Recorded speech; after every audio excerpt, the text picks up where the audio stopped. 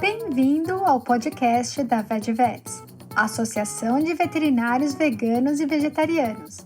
Esse podcast é financiado pela ONG The Pollination Project, que tem a missão de dar suporte a projetos que visam disseminar com paixão as diversas comunidades espalhadas pelo mundo e assim beneficiar a todos. O objetivo da VetVets é promover a empatia e compaixão a todas as espécies de animais deste planeta. Abordamos os diversos dilemas éticos associados ao ensino e à prática da medicina veterinária. Estamos colocando esse debate na forma de podcast e você também encontra muitas informações na nossa página do Facebook, no nosso perfil do Instagram e também no nosso website www.vetvets.com. Pelo fato de utilizarmos um áudio gravado de uma live do Instagram, avisamos que a qualidade do áudio não está muito boa e também há algumas interrupções pela desconexão à internet. Nesse episódio, conversamos com um convidado internacional, o médico veterinário Dr. Steve Kruseniski, sobre a importância da integração da educação veterinária ao trabalho voluntário. O Dr. Steve é canadense e atualmente reside em Pisaque, no Peru. Ele já participou de diversas ações organizadas por ONGs que promovem serviços veterinários a comunidades carentes. Já visitou diversos países, inclusive o Brasil. O foco do Dr. Steve é capacitar estudantes de medicina veterinária e médicos veterinários voluntários na realização de cirurgias, de modo a aperfeiçoá-los na técnica. Ele aborda tanto sua experiência enquanto estudante de medicina veterinária, como sua experiência como mentor. O Dr. Steve também fala sobre como aprender e treinar cirurgias enquanto você é voluntário. A doutora Isabelle Tancioni traduz essa conversa. Essa conversa foi extraída de uma gravação da live do Instagram que ocorreu no dia 6 de maio de 2020, às 19 horas. Olá, como estás? Muy bien. Obrigado por sua invitação. I cannot speak Spanish so well. Thank you so much for joining us today, and thank you so much for accepting our invitation. I'm so glad for that, and really glad. And thank you so much for your time and all your support. Could you tell us about yourself?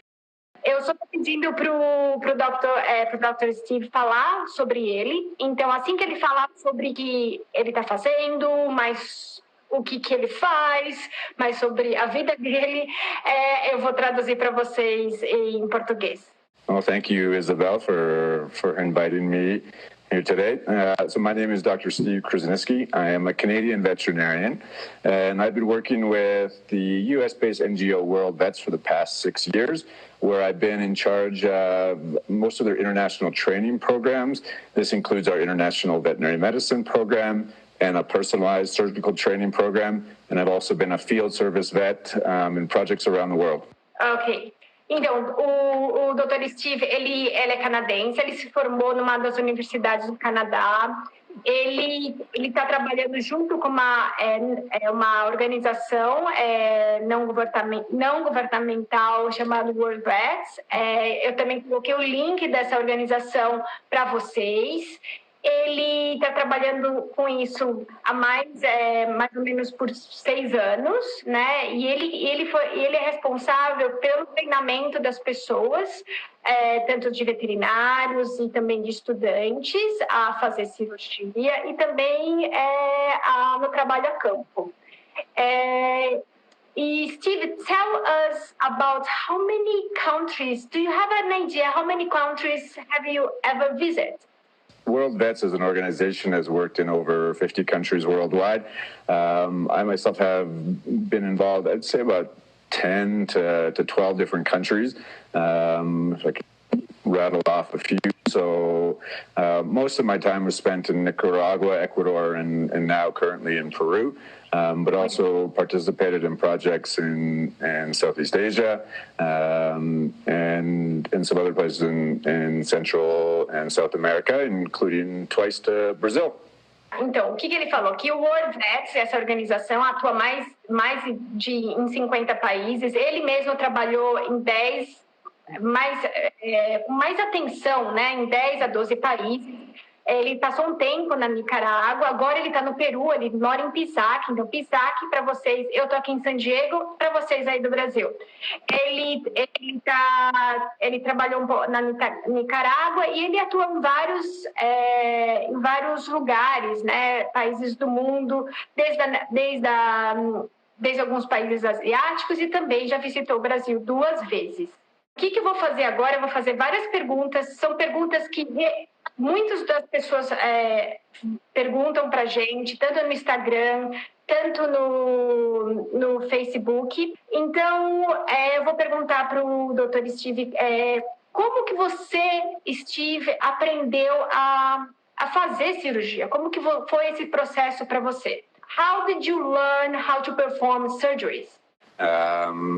So I started on quite early. I always had an interest in surgery from right when I started working at veterinary clinics before vet school. And what I tried to do is participate in many different volunteer projects, both in Canada and the United States, some shelter medicine programs. And this allowed me to be introduced to surgery even before I started the veterinary program. And while I wasn't doing surgery as a pre-veterinary student, it allowed me to observe surgery, ask a lot of questions, and continue or begin with basic surgical skills that I think are fundamental to students and can start pretty much at any time. So that was my first introduction. And then once I got into veterinary school in Saskatoon, I continued on with the same type of programs. So both in the US and Canada and internationally as well. I started working at a veterinary clinic, but I started participating in field clinics, both in northern Saskatchewan, other northern parts of Canada, and different reservations in the United States as well. So I got in with different field programs from a young age, and this allowed me to even learn surgery from a field aspect to begin with, and then continued on with these programs. I did different programs in Jamaica and Central and South America as a veterinary student, and because I had this earlier exposure to these type of programs, and because I initiated my surgical skills, I was able to get a lot more out of it than other students that were at the same level as me in school, and this gave me a head start going into practice. Então, o Dr. Steve, ele começou todo esse engajamento, né, na área de cirurgia, começou muito cedo para ele, antes mesmo dele ingressar na faculdade de medicina veterinária. Então, nos Estados Unidos e Canadá, a gente chama pre-vet school. Então, as pessoas, ele estava trabalhando em clínicas e também em abrigos de animais, que são bem famosos aqui nos Estados Unidos, que expõem tanto os estudantes de veterinária, tanto as pessoas que estão interessadas em fazer veterinária, a lidar com os animais. E ele começou a fazer isso desde cedo. Aí depois, quando ele foi para medicina, quando ele entrou na faculdade de medicina veterinária lá no Canadá, ele começou a ter muito mais engajamento, né, se conectar com esses programas. Tanto no Canadá, no Brasil a gente fala de mutirão de castração. Então, ele começou também a trabalhar em mutirão de castração, principalmente aqueles que são para comunidades indígenas, que a gente tem bastante aqui nos Estados Unidos e também no Canadá. E ele também foi em outros países quando ele era estudante. Quando na Jamaica, é um dos exemplos que ele falou. E depois, com toda essa gama, né, de experiência, isso guiou ele tá onde ele está hoje, né? Então ele sempre teve esse interesse de estar na área de estar junto com os animais, que a gente chama aqui de shelter medicine ou medicina de abrigo. e que as pessoas, veterinários trabalham nesses abrigos, e uma das coisas é você fazer cirurgia. Então, tem cirurgia de castração, que é uma das que faz com muita frequência, geralmente o veterinário faz a 30, 40 cirurgias de castração por dia. Também tem cirurgias relacionadas a trauma, que é uma das coisas que muito se vê nos animais que são abandonados, né, que estão no abrigo, e outros tipos de cirurgia que é para fazer com que aqueles animais tenham a saúde para serem adotados depois. Thank you so much, and then I'm going to for the next question. A questão que a gente vai é a seguinte, é quando ele começou a ensinar as pessoas, eu falo veterinários, né, e também estudantes de veterinários, a fazer cirurgia. When did you start teaching veterinarians and vet students to perform surgeries? So I think I started teaching as soon as I could. Because I actually quite a bit through these field clinics that I mentioned. As a veterinary student, I started arranging labs or presentations to talk about these different clinics so that I could both help fellow students learn these skills that I've learned, but I also think teaching really helped solidify these type of concepts and made me a better surgeon and made me learn quite a bit more about it. So I began in veterinary school by just teaching basic surgical skills. From there, it just kind of incorporated into my career. In 2014, I went and attended as a volunteer instructor our World Vets IVM program in Nicaragua. I really love this program as it allowed me to teach students surgery, but also gave free service to the community and incorporated with local veterinarians and students. So that was my beginning of that. And then from there, I just kind of fell in love with the program. And that's actually the program that I went on a couple of years later and moved down to Nicaragua and started leading that teaching program. Eu perguntei para ele quando ele começou a ensinar tanto estudantes de veterinária como veterinários a fazer cirurgia. Então, ele disse que ele começou assim que ele pôde. Né? Ele começou, todos esses programas que ele participou, ele já começou a fazer parte como instrutor. E onde que ele começou mesmo foi em 2014, na Nicarágua, que foi um treinamento tanto para estudantes, que tem esse treinamento do World Vets, que é para estudantes de medicina veterinária, a fazer cirurgia e também atender animais a campo. Então, começou em 2014 na Nicarágua, onde ele foi instrutor, né, um instrutor oficial aí do World Vets, e ele é apaixonado por fazer isso, e ele começou a ter essa paixão, né, desenvolver ainda mais essa paixão, e isso também foi muito importante para dar serviços veterinários, prover serviços veterinários à comunidade. Agora, nós vamos aí para uma outra pergunta, né, que é relacionado ao aprendizado na cirurgia. Vou perguntar então para ele quais são os maiores medos, receios e obstáculos que as pessoas têm em aprender cirurgia. A gente sabe que isso existe, eu tenho, tive e ainda tenho, e eu sei que muitas pessoas têm. E o Dr. Steve, ele tem como ele tem muita experiência, ele ensina muitos estudantes, ele pode falar para a gente quais são esses obstáculos, né? Dr. Steve, now is the next question. Concerning performing surgeries, what are the biggest fears and obstacles people have? Can you talk about this for us?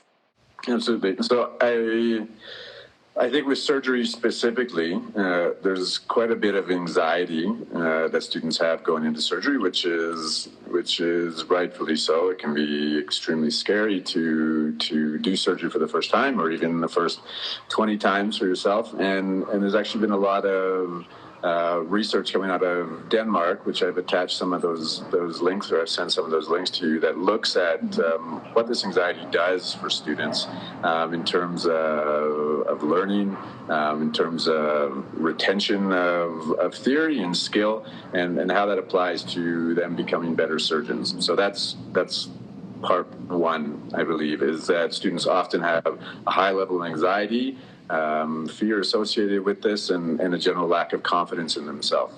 So I think there's three parts that I have, but why don't you translate that part, and then we'll talk about the other ones.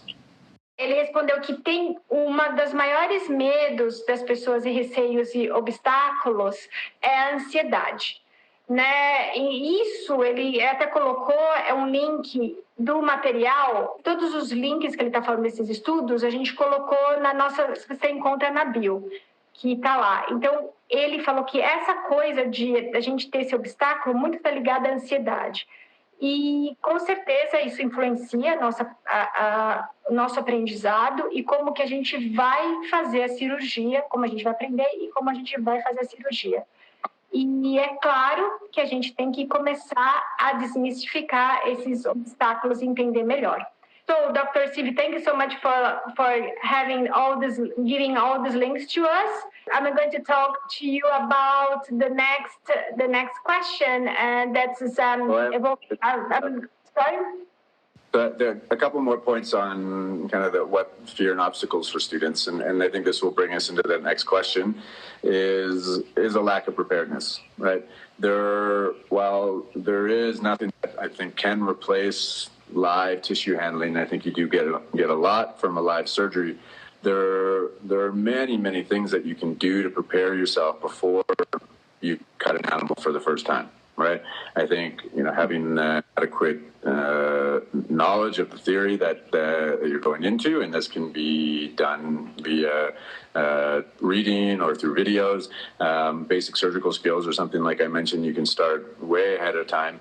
And when I teach students, and I can quickly tell the difference between a student that has prepared themselves sufficiently, which often comes from their own initiative, versus a student that hasn't. And I think a lot of students maybe don't know where to start, and think that to learn surgery you must do surgery, which is true. But there's a whole lot, and I think we'll get into this a little bit more, of different things you can do to help prepare yourself so that first surgery, that transition is much smoother. O que ele também está falando sobre esses obstáculos que a gente também tem para fazer a cirurgia é que muitos estudantes, eles às vezes não estão preparados, não vêm preparados para fazer a cirurgia. Então, uma das coisas, como se preparar antes de começar a fazer a cirurgia num animal que está ali vivo, tem muitas pessoas que não sabem como fazer isso, se treinar antes de entrar na cirurgia, né? E o que ele está falando, que ele vai falar mais sobre isso depois, como você deve se preparar. E essa falta de preparo, ele vê muito, de uma forma muito óbvia, aquele estudante que está preparado e aquele estudante que não está preparado.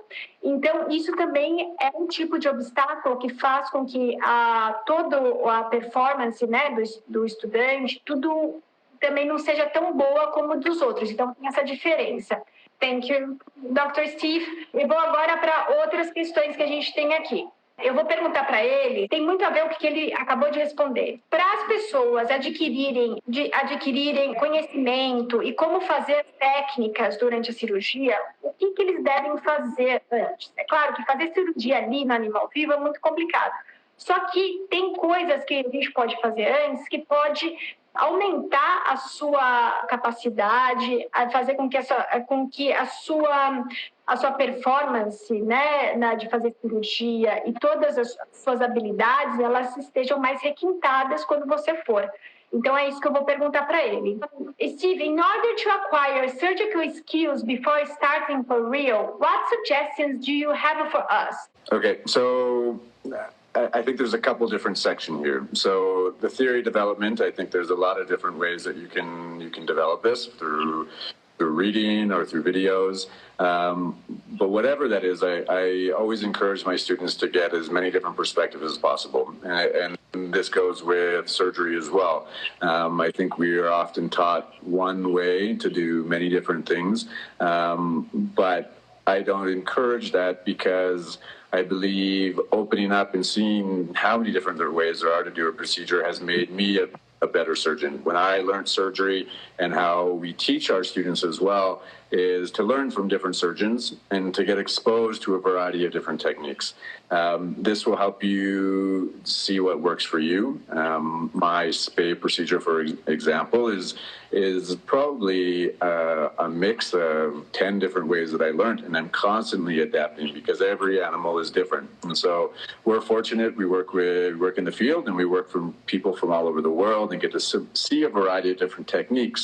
So I encourage students, even from the beginning, to expose themselves not just to one method of doing surgery, but a variety of different methods to see what works for them, and also to be more adaptable as a surgeon as they grow, to be able to address challenging situations. So that's, I think, the first part is the theory. So why don't we translate that and talk more about the practical aspect of it.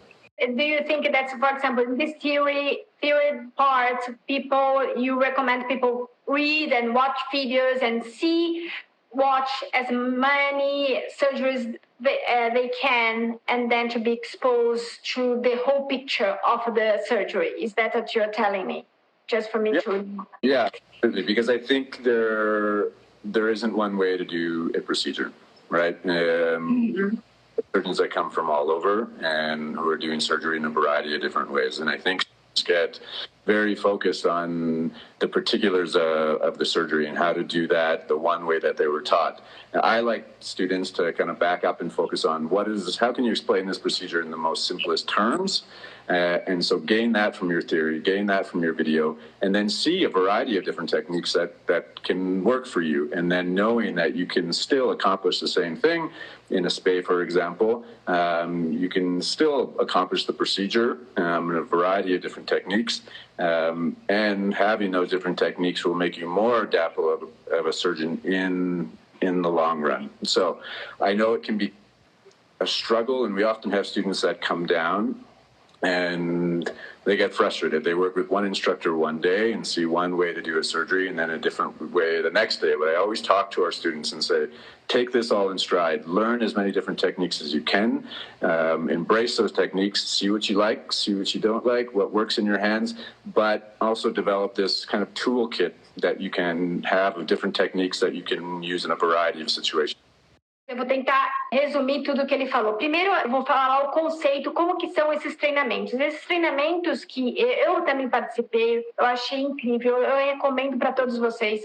São mais de 5 cirurgiões, né, que estão ali fazendo cirurgia, e eles têm técnicas diferentes, eles vão fazer as coisas de uma forma diferente. Então, tem vários estudantes, geralmente 2 estudantes, eles assistem a cirurgia daquele cirurgião, e aí você está exposto a várias técnicas diferentes. Então, o que acontece? Você não está vendo uma pessoa fazendo daquela mesma maneira, você está vendo de um espectro grande de procedimentos da mesma cirurgia, que a gente faz muito cirurgia de castração, que é feito nessas comunidades. Então, você vê vários cirurgiões fazendo de alguma forma diferente, e você vai ali saber qual forma que você gostaria de implementar para você. Né? Então, você vai ter o conjunto ali de todas aquela exposição das técnicas e de como as pessoas estão fazendo a cirurgia. Uma outra coisa que ele falou que é muito importante você assistir o máximo de cirurgias que você pode. Né? Então, você lê, você entender o processo cirúrgico como um todo, você ter uma experiência e ter um conhecimento daquele procedimento como um todo, antes de ir para lá e ver o que está acontecendo, porque você vai ter aí muito mais para ganhar nessa sua experiência. E também ler sobre os procedimentos cirúrgicos que você vai fazer naquele dia, assistir vídeos, tem tantos vídeos aí na internet, no YouTube que mostram os procedimentos, e a gente tem aí um arsenal de materiais sobre isso. Né? E aí essa preparação vai te ajudar muito mais na hora quando você estiver lá com o animal, e você vai ver ainda mais a experiência daqueles profissionais que estão ali, que muitos deles eles têm um jeito muito pessoal, né, de fazer aquela cirurgia, e você vai estar exposto a essa gama aí de experiências. É isso que ele que ele falou e eu resumi tudo isso nesse complexo. Isso é só uma parte que ele está falando. Ele ainda vai falar mais sobre o que ele recomenda as pessoas fazerem. And then if you wanted to talk about more this topic and talk about your recommendations about this. I think there's the theory aspect, which we talked about, but then there's the mechanical skills, right? And there's really no secret here that it just takes practice. And this practice can come in a variety of ways. I used to sit and practice suture patterns and suturing for hours. It takes time to develop the dexterity, the hand-eye coordination that you need, and also the muscle memory that it goes involved with suturing. It's a skill, right? There's not many people that can pick it up right away. It needs time, and there's things that you can do outside of that. People who knit or sew or even play video games, people can develop their hand-eye coordination with that alone. So that there's no, it's never too early to begin. Like I said, I started as a pre-veterinary student, just sewing with a sponge, and people think there's this big difference between your ligatures and your knots in tissue versus not, and there is a fundamental difference, and we'll talk about that difference between what tissue feels like, and surgery is so much about feel, but those mechanics and those movements of your ligatures and everything else, you can do on absolutely anything. You can do it with dental floss, you can do it with string, it doesn't matter. And just developing those micro movements with your hands, all students should be able to, even half an hour a week or anything like that, whatever works for you. But you can start working on that, years before you do surgery, and you're going to be miles ahead of everybody else. Então, uma outra coisa que ele está falando sobre como você pode praticar, né, antes de fazer a cirurgia no animal vivo, é uma das coisas que é você saber a mecânica. A mecânica, o que é? Está relacionada à sua mão, a fazer os nós de sutura, a fazer os diferentes tipos de sutura, a fazer você ter habilidade e coordenação nesses movimentos. Porque quanto mais você estiver treinando isso vai vindo aos poucos e você vai fazendo isso naturalmente. Então, quanto mais você treinar, melhor. Mesmo se você tiver um pouco de tempo, se dedicar um pouco de tempo por semana, é muito importante você saber esse processo mecânico para fazer a cirurgia, né? E, assim, treinar, não interessa com que você treine, com fio dental, com comprisuras, ou fazer qualquer coisa, treine. Isso é muito importante, você treinar o movimento de fazer os seus músculos, né? Para você fazer parece uma orquestra, né? Então você tem que saber como lidar com as suas mãos, como lidar com os instrumentos cirúrgicos. Então isso é importante também antes de entrar na cirurgia do animal ali que está vivo e que você vai fazer. Isso vai te ajudar nesse momento. Do you have anything else? Do you have any suggestions and anything that you can add to this topic? Yeah, I think there are different ways to practice, and nowadays there's the use of cadavers before your surgery can be extremely helpful. If you can find something that's ethically donated for you to learn on, definitely take advantage of that. It's not the same as fresh tissue, but it's going to give you an idea of the anatomy and where things are located and give you a little bit more spatial understanding of how the surgery is going to go when you get there. And yeah, I think real surgery is going to be different, right? There's more stress for the patient or for the student, and there's a different feel. And these things about preparing beforehand are about making that transition easier. It's still going to be a transition, whether you're going from any kind of synthetic model or from a cadaver or from suturing on a sponge. It will be different because there's a different feel, I think, emotionally as well for us as we're doing surgery for the first time. But these things will help you to, once you get past that, you'll be able to excel and improve in your surgical technique a lot faster than someone who hasn't prepared.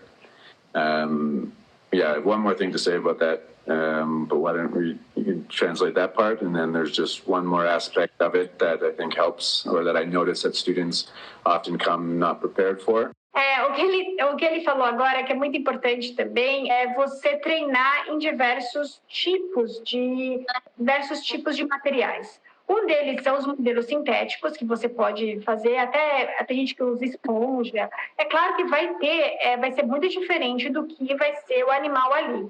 Só que você treinar nesses materiais é muito importante. Além de tudo, a gente tem locais que eles doam cadáveres de animais são éticos, doação ética de cadáveres de animais, onde aqueles animais, eles por algum motivo, eles estavam sofrendo muito, tiveram que ser eutanasiados e geralmente o tutor, ele doa para fazer esse tipo de coisa. Então, é totalmente um acordo. Então, são lugares, tem faculdade veterinária que trabalham só com cadáveres que foram doados, e tem todo um conceito ético de doação de cadáveres para animais, para que com os estudantes de veterinária eles consigam, então, sentir, é claro, a consistência do material para ter uma melhor ideia ali para quando for fazer a cirurgia. Né? É claro que também tem todos os modelos sintéticos. Tem vários modelos, eu só vou complementar, ele não falou sobre isso, tem vários modelos, tem uns que são extremamente caros e uns que são simples e os que você pode fazer em casa. Eu vi que ele deixou também um link sobre a criatividade em se produzir modelos né, em casa. Eu sei que a Adriana está aí, a Adriana fez aí um modelo fantástico, desde fazendo almofada, né, modelos e almofada que a gente usa, e ela fez isso para treinar cirurgias de castração. Foi excelente, eu usei da ideia dela e coloquei aí também tá no nosso perfil no Instagram. Obrigada, Adri. Então, a gente tem essas maneiras criativas. Isso não foi ele que falou, eu estou só complementando. Now you can give the other comment. Yeah, I think one of the last things, and I think often students forget about this and don't realize how important it is, and to help reduce confusion or inefficiency in surgery. And that's knowing your instruments beforehand and being comfortable with your instruments in your hand. Right? How many times students will come and they have an idea of what different instruments are, but you should be able to recognize your instrument and grab it right away.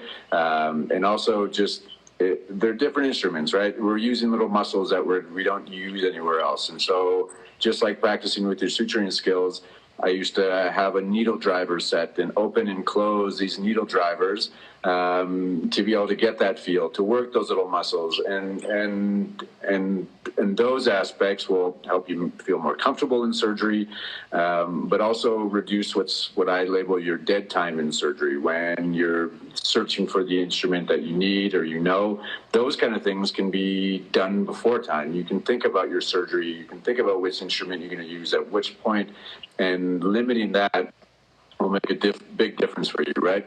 A lot of really good or really great surgeons that I've seen, not necessarily the ones, but they're the most efficient surgery.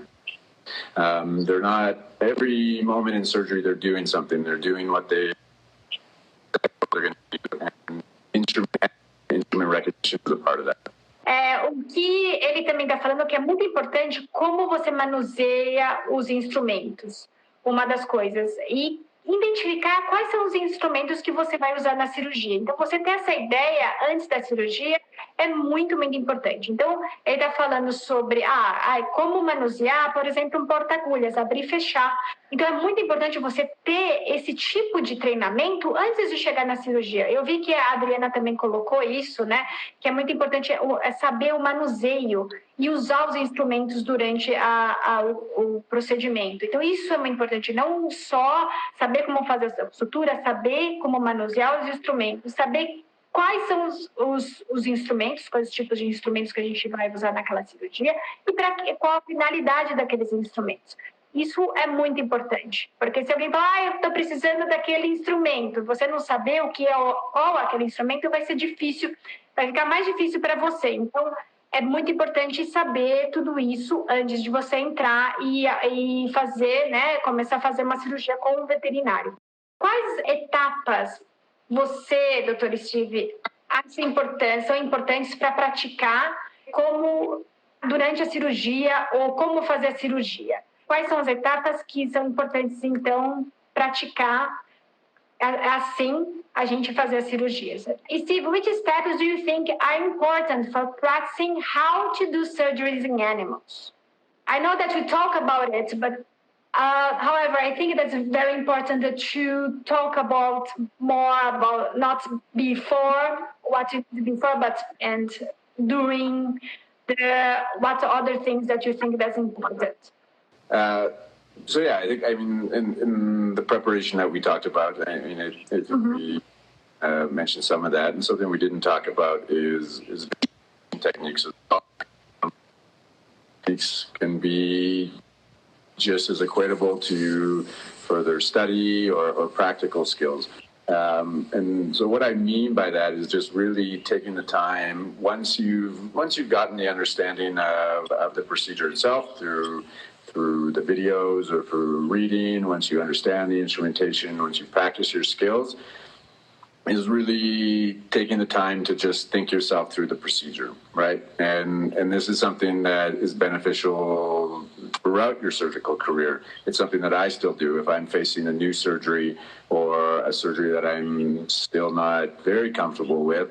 I'll use these visualization techniques. And really it's about thinking through in as much detail as you can the procedure. And so what instrument you're going to grab next? What is the next step of that procedure? And that's what really eliminates that dead time that I talk about with students.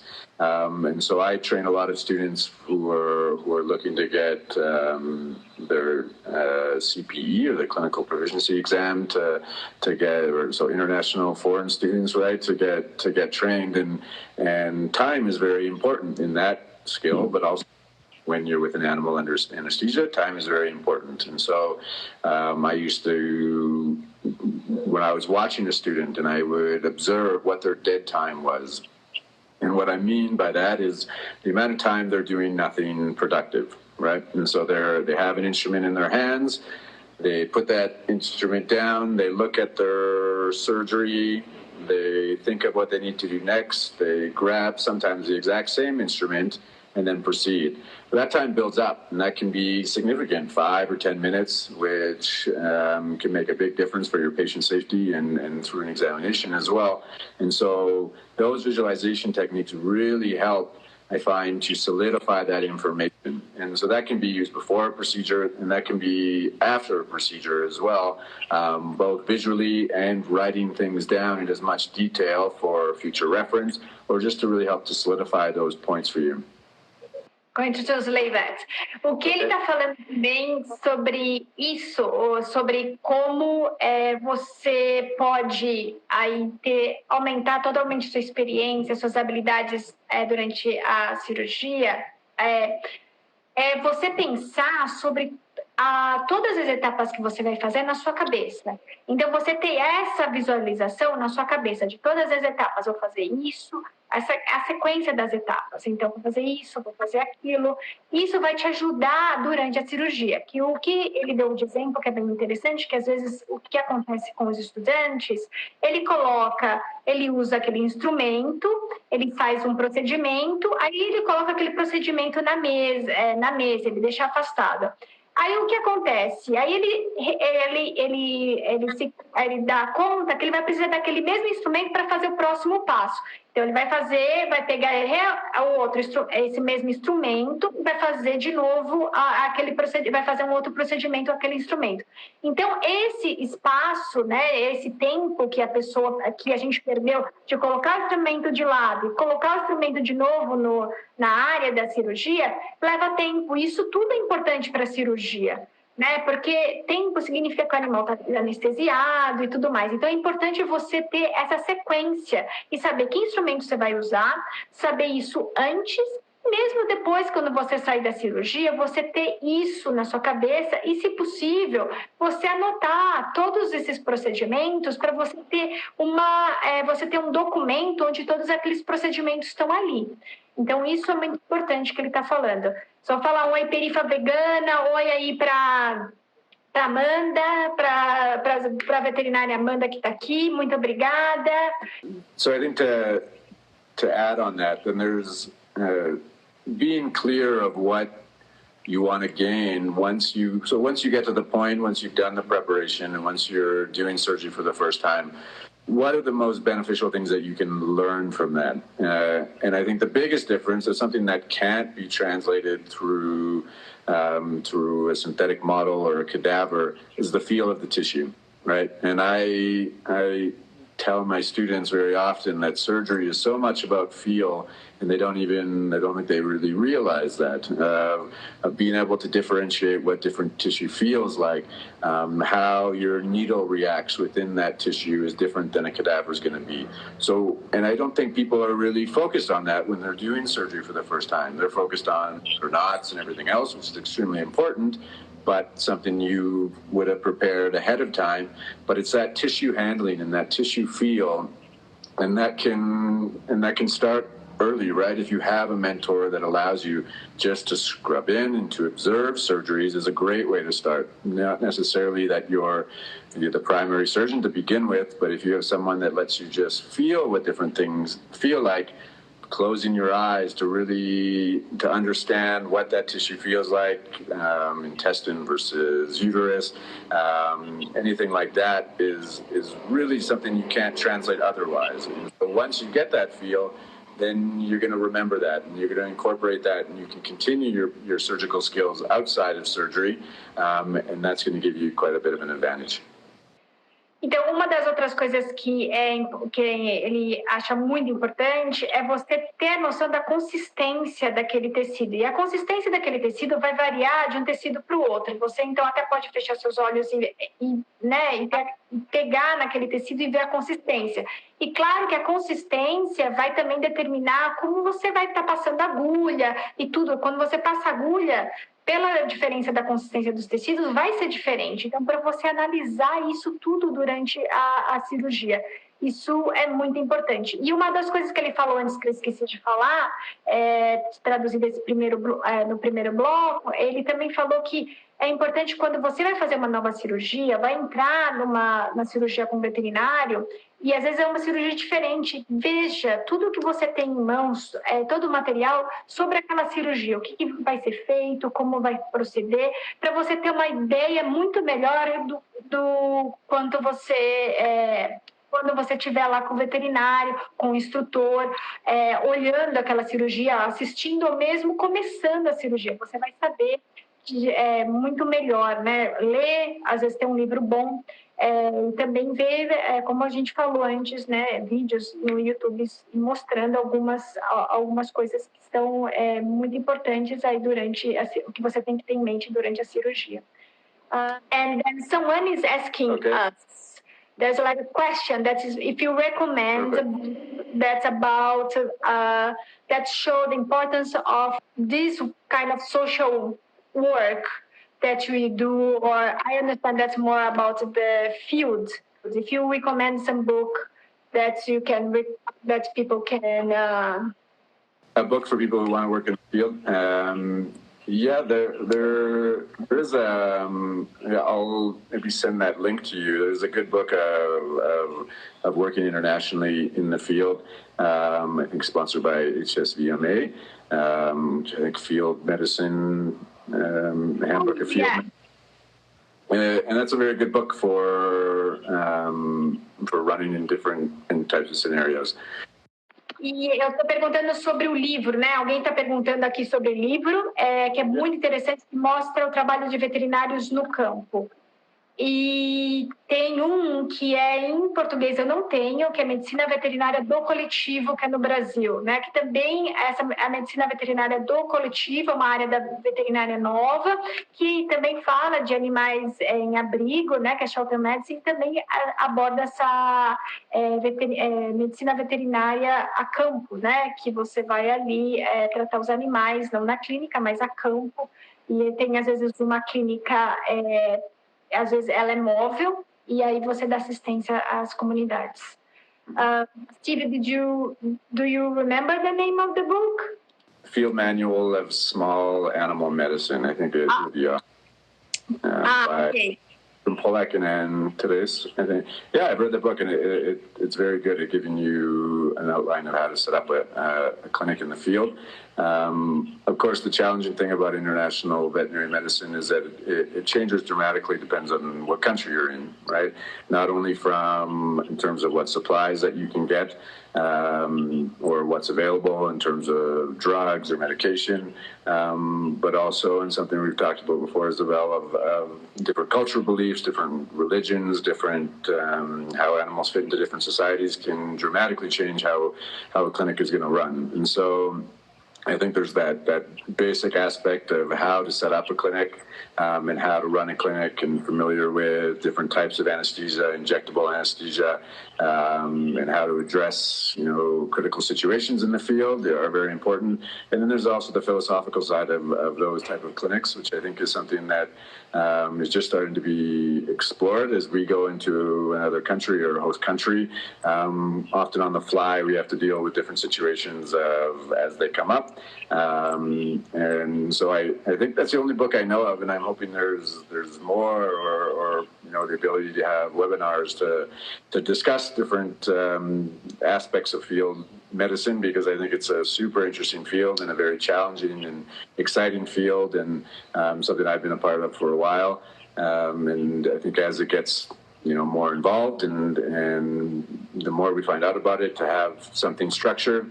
But I think a big thing to remember about field medicine is oftentimes there's that unexpected or the unstructured part of it that you have to prepare for as well. O que ele falou, então ele falou sobre esse livro. Eu tenho esse livro, eu vou tirar foto e vou deixar no Stories e vou deixar para vocês. É um livro sobre ação de veterinários a campo. E ele falou que, pela experiência dele, a gente tem que ter em mente que muitas vezes a legislação dos países, porque ele atuou em vários países, aí, como vocês podem ver na nossa conversa antes, a legislação é diferente, os produtos que você encontra para a veterinária são diferentes, então você vai ter que lidar com isso aí. E todo aspecto, às vezes, a cultura é diferente. Então, eu pedi para o Dr. Steve, a gente fez um simpósio de dilemas éticos, ele fez um vídeo de 10 minutos sobre todos os dilemas éticos que ele vivenciou em diferentes países, e você pode ver que, às vezes, até fazer uma cirurgia de castração é muito complicado fazer em um país por toda a cultura. E isso também você tem que colocar tudo ter tudo em mente sobre isso. Também o material, a disponibilidade de material, e também sobre a cultura daquele local e também toda a legislação. Uma das perguntas que eu estou vendo aqui é quem que financiou todo esse mutirão de castração que ele está falando. Aí eu só vou perguntar rapidamente para ele. Steve, one of the questions here that I just saw, and then someone is interested, who gave the money for you guys to do all this incredible work that you're doing and in different countries? Right, so for World Vets, one of our main funders has been the Brigitte Bardot Foundation, Fundación Brigitte Bardot. They've been a huge sponsor throughout the years and have helped us establish projects around the world. And then it's a combination of so we have some tuition fees for students that come, primarily from the United States and Canada and Europe. And that also allows us to give, or have given in the past, kind of scholarship or free training opportunities for Latin American vets. In Nicaragua, we were able to train some 400 veterinarians from around Latin America in basic field, spay and neuter, and anesthesia techniques and animal welfare techniques as well. So that, funding-wise, is mainly the Brigitte Bardot. It's been a great sponsor. And then tuition or trip fees that volunteers will use to help support their trip. Então, quem financia, né, todas essas viagens e todas as ações que eles estão fazendo? Tem uma grande entidade, a Fundação Brigitte Bardot, na França, que dá grande parte desse dinheiro para eles fazerem todas essas ações em diferentes países, mais de 50 países. Eles também contam com a taxa, né, eles cobram uma taxa para estudantes e também para veterinários, no caso, se eles quiserem entrar no programa e também serem treinados. Então, tudo isso ajuda a manter, né, esse programa, o salário das pessoas que estão ali trabalhando e fazer com que o programa aconteça, né? And Steve, can you give a brief what is happening? How is the pandemic affecting your teaching? What are you doing to keep teaching, teaching students and veterinarians? I need to just translate in Portuguese very quick. Então, a gente sabe que agora a gente está, né, nessa questão da pandemia, está afetando todos nós e também, inclusive, o trabalho dos veterinários que trabalham com veterinários de outros países, viagens, e também viajam para outros países. E eu estou perguntando como isso está afetando todo o trabalho deles. Okay, so yeah, through Zoom or through WhatsApp to provide kind of what we talked about, instruction of everything that you can do to learn surgery without doing surgery. And then as well, for not everyone gets a lot of opportunity to do surgery and maybe just one surgery, but being able to film that surgery and send that surgery to me to be able to critically analyze and see maybe the weak points or areas that you need to focus on, I think will help students progress a little bit quicker. So we're playing around with that technology and seeing how it's worked, and have taught a couple of students so far. And well, it's not the same as hands-on. There's still a lot, like I said, you can do to prepare yourself and to analyze your surgeries afterwards to improve your surgical your surgical hands-on techniques, your knowledge, your theory, and make you a better surgeon at a faster pace. Steve, I don't know if you frozen, and then I'm just going to start translating. You have probably 2 minutes or 1 minute. And then I'm just going to translate very quick. O que ele está fazendo, porque todas as viagens estão sendo canceladas, então o programa agora está fechado devido à pandemia. Então, o que ele está fazendo? Ele está dando instruções para os estudantes online, então você pode até entrar em contato com ele, deixei aí o contato com ele, está na nossa bio, e ele está assessorando os estudantes com dúvidas, né, para eles então aumentar a confiança desses estudantes em técnicas e dar várias sugestões e também auxiliar esses estudantes. Steve, do you want to talk about final words first to finalize? Yeah, absolutely. So, well, thank you for listening. If anyone has any questions, feel free to contact me. I think just the thing is to start now. Start moving your hands. Start practicing. Develop those mechanical skills, as well as try to get as many different options for theory as possible. And also something that's helped me a lot in my surgical career is meditation and breathing action. Steve, thank you so much. Steve? Obrigada por escutar o episódio do nosso podcast. Espero que você tenha gostado. Se inscreva no nosso podcast para receber as atualizações dos nossos episódios. Veja também nossa página no Facebook e perfil no Instagram. Muito obrigada e até a próxima!